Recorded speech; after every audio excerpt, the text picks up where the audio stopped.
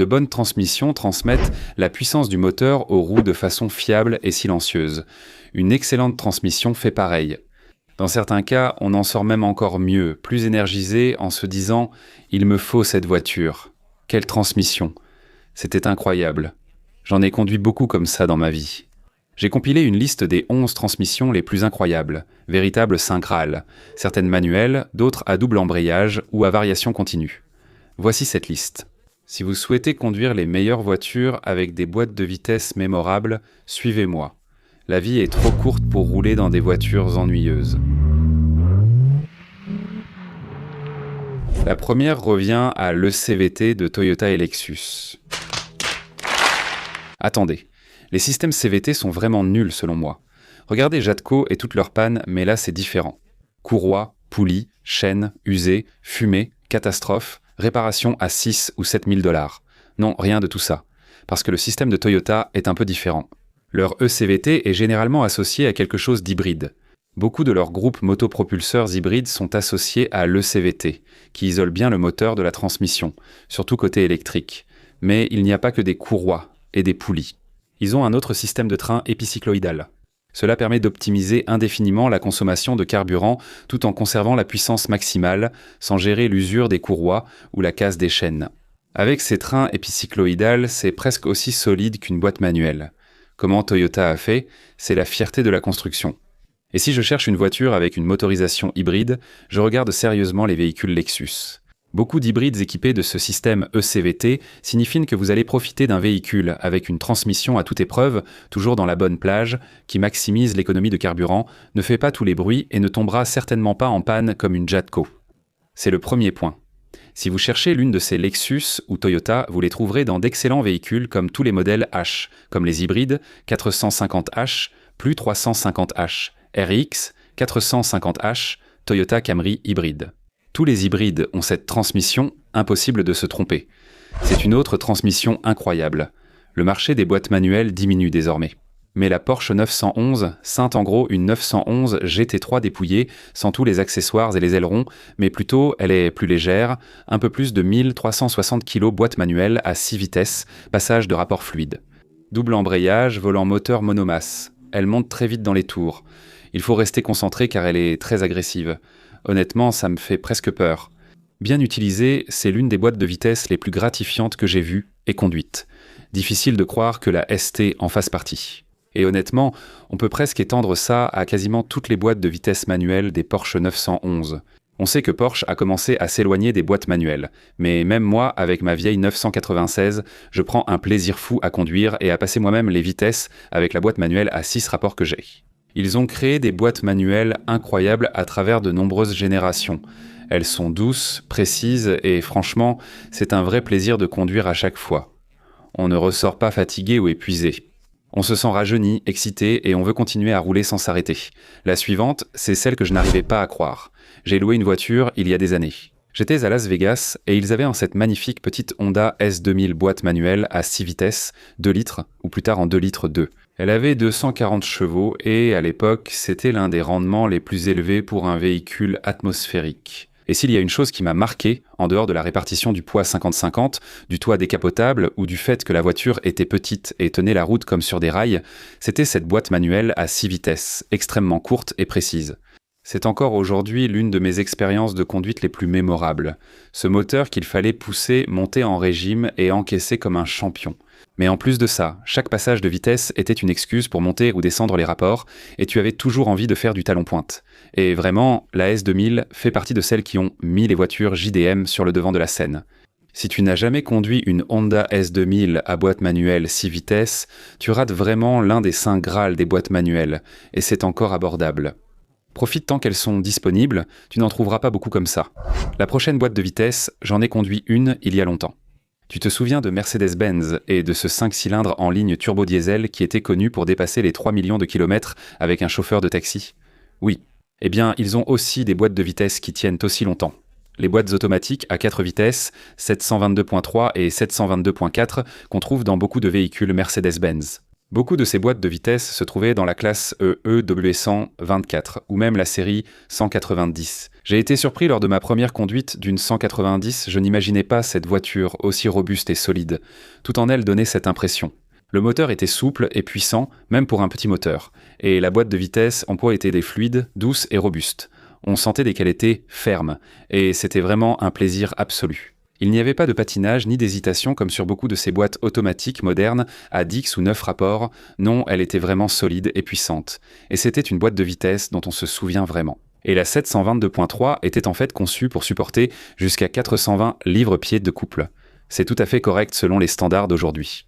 Malgré tous ces moteurs turbo puissants, cette boîte de vitesse supportait tout sans souci. Parce que beaucoup de ces boîtes de vitesse, 722.3 et .4, pouvaient éteindre facilement durer 720 000 km avec des cas documentés d'une autre unité ayant atteint jusqu'à 965 000 km.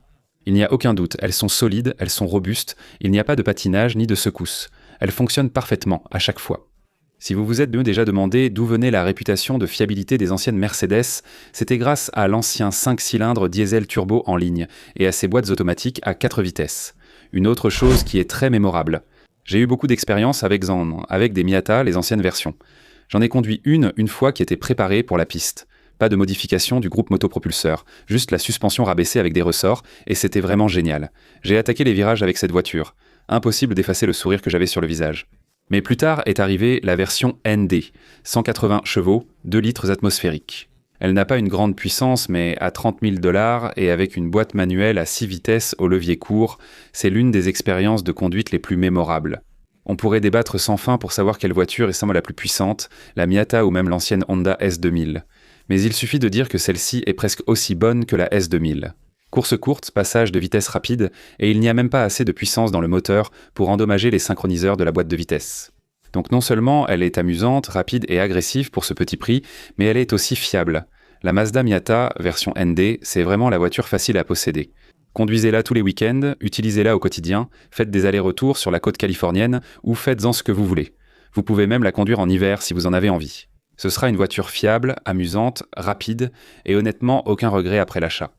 Une autre transmission mémorable, non pour ses performances ou sa rapidité, mais pour sa robustesse, sa durabilité et les véhicules ayant parcouru des centaines de milliers de kilomètres. J'ai même fait un essai d'un SUV il y a quelques années à peine, d'un Toyota 4Runner Nightshade. C'est ça jusqu'en 2023. Ils avaient ce superbe modèle sortant. Il avait le V6 atmosphérique et la boîte automatique à convertisseur de couple A7 150 à 5 vitesses. Ce n'était ni rapide ni agressif et ne devinait pas vraiment vos intentions. Parfois, elle n'aimait pas rétrograder sans qu'on lui laisse du temps et un peu d'encouragement. Ce n'était pas un problème de fiabilité, elle ne broutait pas, elle agissait juste à son rythme. Mais ce qui m'a marqué, c'est que c'était très caractéristique de ce véhicule en particulier. Un 4Runner, tout le véhicule, donne une impression de robustesse. Vous pouviez le conduire en tout terrain et sur des bosses. Et la boîte de vitesse suit le mouvement. Elle n'est pas trop agressive, elle n'est pas trop rapide. Elle correspond simplement au caractère général du véhicule. Si vous parlez du 4Runner ou du Tacoma, ce sont d'excellents tout-terrain. Cette boîte de vitesse s'aligne parfaitement et ne réserve pas de surprises. Ça ne vous épate pas, mais ça vous impressionne par la façon dont ça répond parfaitement à chaque fois. Sa robustesse, le fait que ça durera éternellement et que vous n'aurez pratiquement jamais rien à faire. C'est l'une de ces boîtes de vitesse qui m'a marqué. Sa fiabilité m'a impressionné lors de mon essai du 4Runner Nightshade. Facile à passer les vitesses, grand contrôle, simplicité d'utilisation, et même le coût d'entretien est vraiment minime aussi. La boîte A7 150 de Toyota dans le 4Runner est simplement l'une de ces transmissions à 5 vitesses qu'on n'oublie jamais vraiment. Elle fonctionne tout simplement. Si l'on remonte quelques années, on parle de General Motors et de la TH400, une boîte automatique à 3 vitesses. Cela ne paraît pas si légendaire au départ, mais devinez quoi ? On retrouvait ces boîtes dans toutes sortes de véhicules de luxe de GM, Oldsmobile, Buick, mais aussi Ferrari. C'est exact. L'un de leurs véhicules grand tourisme, la 412, utilise en fait un moteur de General Motors. Rolls-Royce, Jaguar et de nombreux autres constructeurs l'ont également adopté en raison de sa durabilité, de sa facilité d'utilisation et parce qu'elle était pratiquement incassable. La TH400 était une transmission longitudinale, conçue surtout pour la robustesse et la durabilité plutôt que pour la douceur et le raffinement. Bien plus avancée que la transmission précédente, elle intégrait dans le modèle turbo-hydramatique un stator à pas variable modifiant les caractéristiques de passage des vitesses.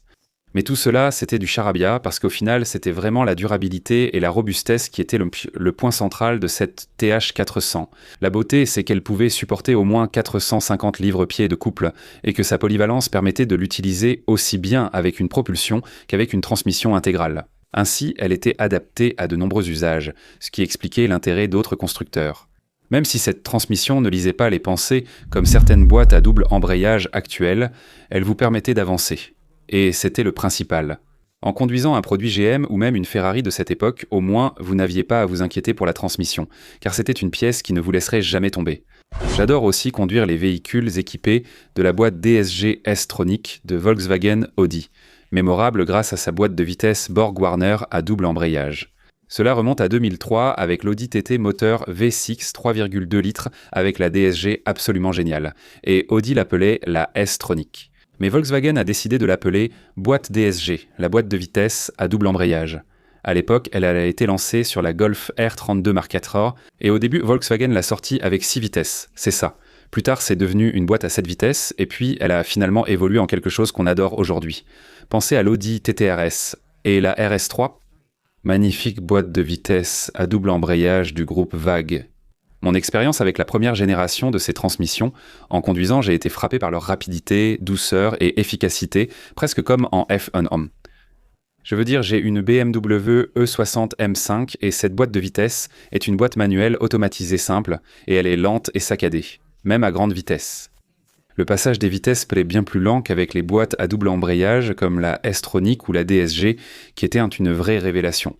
Et je n'arrivais pas à croire à quel point les passages de vitesse étaient incroyablement rapides et étonnamment faciles. Vous n'aviez pas les soucis de fiabilité et d'à-coup des boîtes à simple embrayage comme sur la E60 M5, le système E-Gear chez Lamborghini ou les premières F1 chez Ferrari. Celles-ci marchaient bien simplement. Un exemple, un ami d'un ami en possédait une il y a des années. J'aimerais en avoir une aujourd'hui, mais les prix ont explosé. Et là, on parle d'une Ferrari Dino, la 246 GT, qui était vraiment une célébration d'Enzo pour son fils. Et c'est vraiment une boîte de vitesse exceptionnelle. Elle a en fait ouvert la voie à de nombreux leviers de vitesse à grille grâce à cette boîte manuelle à 5 rapports.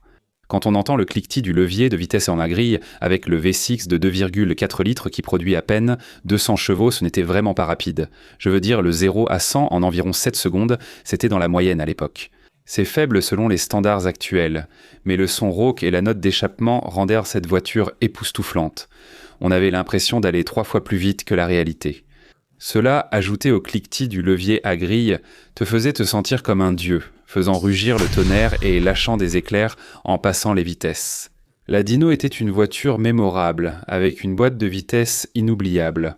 On ne fabrique plus de telles voitures aujourd'hui. Et même la Ferrari 296 moderne, qui s'en est beaucoup inspirée et à laquelle beaucoup de gens font référence, est la toute dernière génération de Ferrari 5.6. C'est bien plus rapide, mais le niveau d'engagement que tu ressens avec l'ancienne Dino à 5 vitesses reste inégalé. Une autre qui m'a vraiment époustouflé, tout simplement parce que j'ai l'impression qu'elle prédit mes mouvements. Elle anticipe ce que je vais faire. C'est pour ça que j'ai été tellement impressionné. Juste au moment où tu penses de passer à la vitesse supérieure, elle l'a déjà fait. C'est aussi rapide. C'est incroyable. On parle de la PDK de Porsche, leur boîte à double embrayage. Elle existe en version 7 ou 8 vitesses à double embrayage. Tu les trouveras dans des véhicules comme le Macan, la 911, la GT3 et bien d'autres modèles avec divers niveaux de réglage.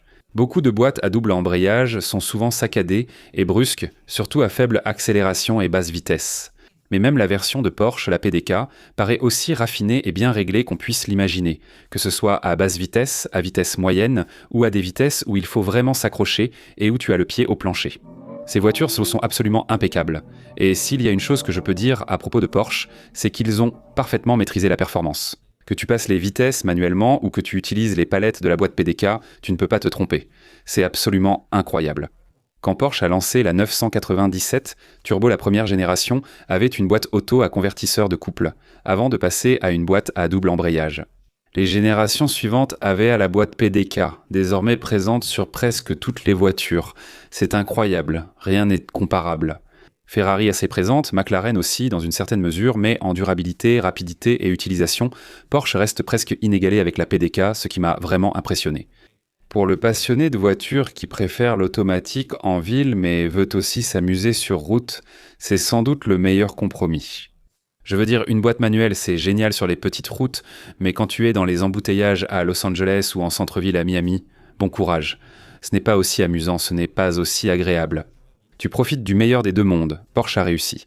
Leurs boîtes manuelles et doubles embrayages sont excellents. Désormais, les Cayenne et d'autres modèles ont une boîte automatique à convertisseur de couple.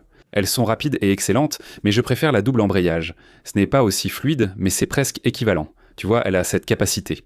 Oublie le convertisseur et le temps de passage car la vitesse suivante s'aligne déjà pendant que tu es sur un rapport. Donc tu passes compteux cette vitesse et puis la prochaine s'aligne, il y a deux ensembles de trains d'engrenage. Donc au moment où tu passes la vitesse suivante, le train d'engrenage opposé arrive et il n'y a aucun délai. C'est aussi rapide que possible. C'est si rapide qu'on dirait qu'elle lit dans tes pensées. Mais une autre transmission m'a marqué. J'avais une Jag F-Type avec une boîte automatique ZF à 8 rapports. Je te le dis, il n'y a pas de meilleure boîte automatique à convertisseur de couple sur le marché aujourd'hui. Aucune. Je mets quiconque au défi de prouver le contraire. Cette boîte auto à 8 rapports, elle lit dans tes pensées. Elle est rapide. Elle est furieuse, s'adapte à ton style de conduite presque aussi vite que les boîtes à double embrayage les plus lentes, tout en offrant la fiabilité du convertisseur de couple. Facile à entretenir. Elle est plus compacte que la plupart des boîtes qui existent en version double embrayage. Elle est facile à utiliser. C'est amusant. C'est rapide. Et honnêtement, il n'y a rien à lui reprocher.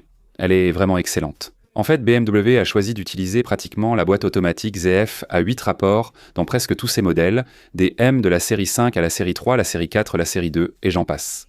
Presque tous leurs véhicules qui n'utiliseront pas une boîte ASIN pour leur modèle d'entrée de gamme, tout le reste utilise pratiquement une ZF à 8 rapports. C'est pareil pour Alfa Romeo. C'est devenu si populaire que même Jeep et Ram, y compris le dernier Ram, utilisent ces boîtes automatiques ZF à 8 rapports. Elle est rapide, fiable, compacte, facile à intégrer sous le châssis et ses passages de vitesse sont impressionnants. Tout le monde la veut, rien à reprocher. Alors, sur ce tout le monde, regardez cette vidéo juste ici. Je sais que vous allez aimer ça. Pareil pour celle-ci aussi. Vous savez quoi? J'apprécie vraiment tout votre soutien. J'espère vous revoir tous très bientôt, tout le monde. À la prochaine. Au revoir.